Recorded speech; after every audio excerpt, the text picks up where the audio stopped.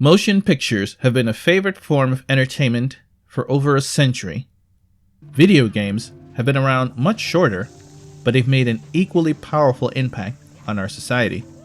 However, these two forms of media haven't always gone well together. Most attempts to produce films based on video game franchises have had results ranging from not bad to outright terrible, with some resting in the so bad it's good territory. So when a franchise like Super Mario, arguably the most popular franchise in the history of video games, makes the leap to the big screen, it draws attention. No pressure. Welcome to the Review Desk. I'm Desmond Kerk, and today, a review The Super Mario Bros. Movie!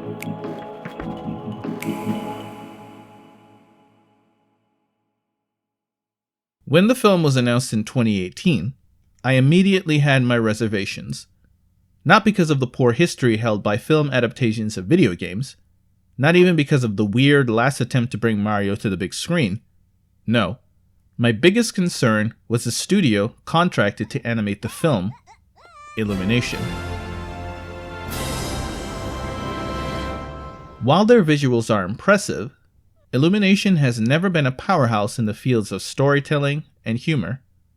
Even though most of their films are targeted at children, the quality of jokes tend to be of the lowest common denominator. No. I said dart gun, not... Okay. So, I crawled into my shell, went in with a sense of apprehension, but at the same time hoping I was wrong. The good. Man, was I wrong. The best thing about this movie is that it understands the source material. Within the first 10 minutes, a scene showing Mario and Luigi traversing an obstacle course with recognizable elements in the real world, and at the same time cleverly referencing video game speedruns, makes it clear that the filmmakers thoroughly studied multiple installments of the Mario games. The way they managed to incorporate so many elements from so many games without making them feel out of place is a thing of beauty to behold. This includes nods to Luigi's Mansion, Mario Maker, and even other franchises like Donkey Kong Country. The film even manages to cleverly answer some questions we as fans might never have thought of asking, such as, what would happen if Donkey Kong touched a fire flower? And what is the origin of dry bones? The Rainbow Road scene is the greatest example of this integration and, in my opinion, the best part of the movie. It's got everything. Green shell attacks, boosters, upgrades to cart supplied in a practical way instead of just thrown out for fan service, and it's rendered without any cuts, evoking the feeling you get when you're playing any of the kart racing games where the camera doesn't cut to another scene. And last but absolutely not least, the blue shell. Mamma mia! I was so thrilled when that bit came up. The voice cast, for the most part, does a pretty good job of capturing the essence of the characters while not taking the roles too seriously. Even the casting of Seth Rogen makes sense in one simple scene. Jack Black is, without a doubt, the standout amongst the performances. His take on Bowser makes him look like a voice acting veteran, a performance obviously held by his experience on the Kung Fu Panda series. This balance is not easy to pull off as you risk delivering a dull performance. But it's a video game movie. I don't think anyone involved was aiming to win an Oscar for voice acting. Is there an Oscar for voice acting? I don't know. Concerning the voice work, fans were somewhat worried when it was revealed that Chris Pratt would not be using a thick Italian accent as Mario has in the games. This was done because the filmmakers wanted to avoid potentially offensive Italian stereotypes. Many commentators then suggested that since Mario has been established to be Italian American, an actor with the same background should have been cast instead of Pratt. It's debatable how much of a difference this would have made, however, because Charlie Day, who voices Luigi in the film, is of Italian descent, and his initial performance sounded so much like an Italian gangster that producers had to scrap it entirely. Characterizations. Princess Peach, progressing platform's predestined perpetual prisoner. There was a time when pretty much every Mario game revolved around saving Princess Peach, to the point that as soon as a new game was announced, we joke about the plot involving Bowser kidnapping her. Portrayal of female characters has experienced some changes in Hollywood, for better or worse. Everyone is tired of female characters always being the damsel in distress, but in their efforts to avoid this, some writers go to the other end of the extreme by writing female characters without any flaws, which in my opinion is just as bad. We see Peach effortlessly make her way through an obstacle course, Watch and learn. and she reveals later that she got it right from the very first try. But it's also pointed out that she's better at the course because she's lived in the Mushroom Kingdom her whole life, not because she's a woman. Music. The Super Mario franchise features some of the most memorable video game music of all time. So, if you're gonna make a Mario movie, why not throw some of that music in?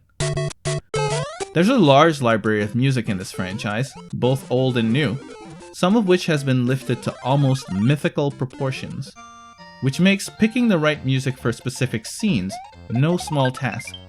Luckily, much love has been put into this part of the film as well. The majority of the score is based on compositions from the games, but even anyone completely unfamiliar with said games can feel how this music helps scenes come to life even more. It's a testament to the fact that music from these games is timeless. Aside from the 8-bit era bangers, there's a few popular 80s songs thrown in. It might sound like a strange thing to do, but I felt they actually emphasized the scenes they were featured in very well. Visuals. The Mario games have never strived for realistic graphics in the way games like Tekken or Final Fantasy have. You look at a Mario installment on the Switch, and it might look pretty much the same as its cousins on earlier consoles like the Wii. And that's exactly the way I like it. Mario games have never been about the most polygons or HDR.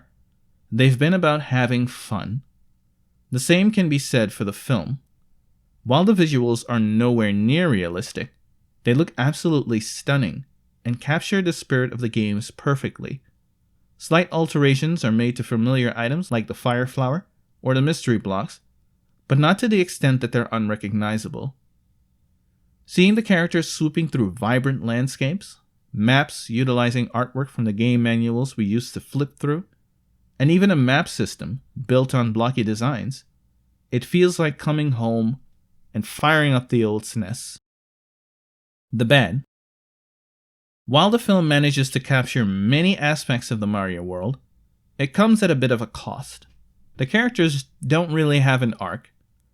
Mario comes to terms very quickly with the fact that he's literally in another dimension with talking mushrooms, because there's no time left for character development in a 90-minute film with this much ground to cover. The little bits of personality that are added are either superficial or unnecessary. Examples include Toad's fearlessness and Mario's dislike of mushrooms. In the case of the latter, especially, it didn't add anything to the story and felt unnecessary. This all gives the film a somewhat superficial feel overall when it comes to the characters, despite the highly entertaining homages. The movie plays it fast and loose with Mario's durability. In the Mushroom Kingdom, he has access to power-ups, which explains why he doesn't outright die during confrontations there. But when he takes a beating from Bowser in Brooklyn for a long period of time, and is still able to get up, that's a stretch. It also undermines the magical nature of the Mushroom Kingdom and removes any stakes. Verdict. It's not perfect, but the Super Mario Bros. Movie is the best video game film adaptation ever. It knows how famous the source material is, and instead of using questionable changes to avoid being predictable, it succeeds in surprise by taking what we know and integrating it into the story in creative ways we didn't expect. This movie proves video game adaptations can not only be fun, but financially lucrative as well. Nintendo has a treasure trove of characters at their disposal, and are now in the position to build a shared universe.